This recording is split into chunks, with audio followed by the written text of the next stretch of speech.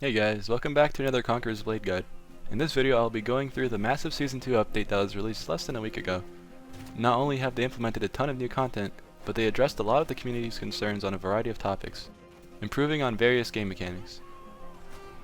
Also, in the spirit of Christmas, I'll be giving away 3 30-day premium codes and a battle pass at the end of this video, so stick around to win.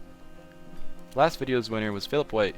Congratulations on winning the 30 days premium. Send me a DM on Discord so I can get in contact with you. Okay, now on with the video. Let's start off with the Season 2 Battle Pass.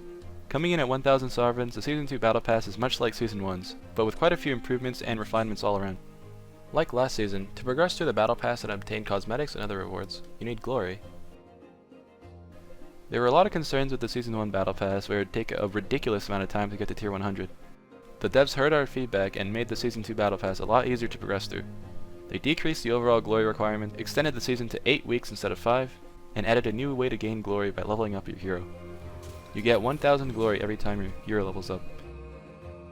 And this also determines your season level.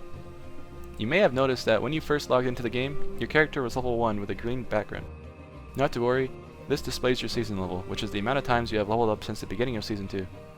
Your season level is the only level that can be seen by others in the game, including during matchmaking battles, your house member list, and even friends list.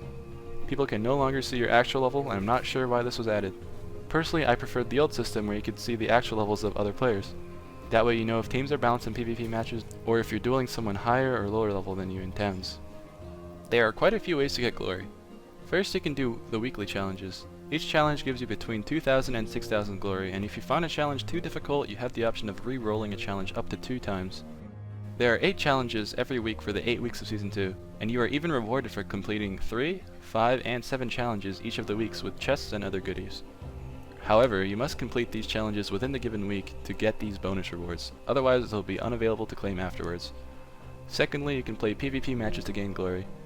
Buying the Battle Pass gives you a 50% boost in glory when you play PvP matches, and you get between 3 and 600 glory per battle, depending on how well you do. Finally, as mentioned before, you gain 1000 glory every time your hero levels up.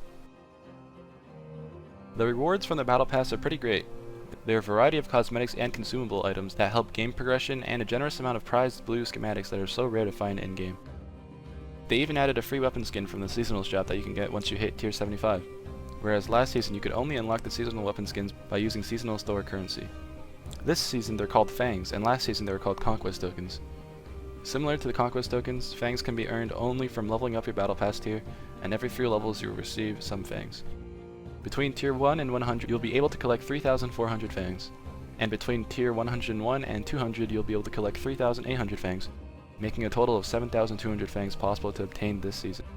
Be smart with how you spend them, however, because you won't be able to purchase everything from the seasonal store. One of the biggest features included in this season is the introduction of a special unit line, unlockable only by completing challenges.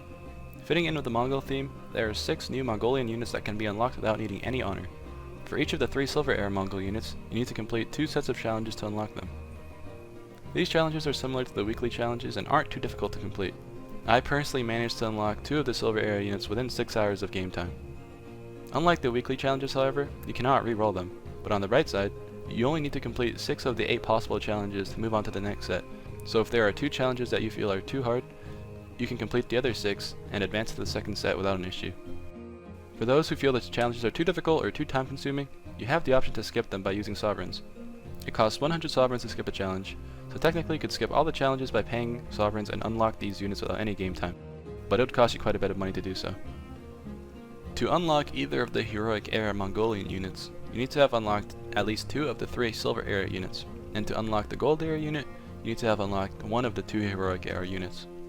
The Heroic Era units require you to complete 4 sets of challenges, and the Gold Era unit requires you to complete 9 sets of challenges.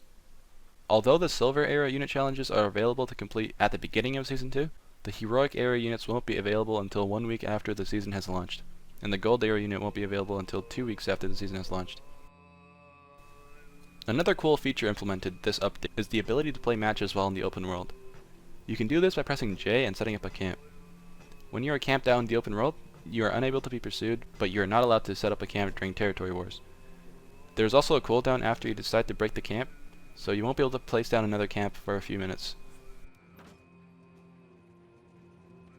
There are also 4 new maps added this update: 1 siege map, 1 field map, 1 conquest map, and 1 duel map.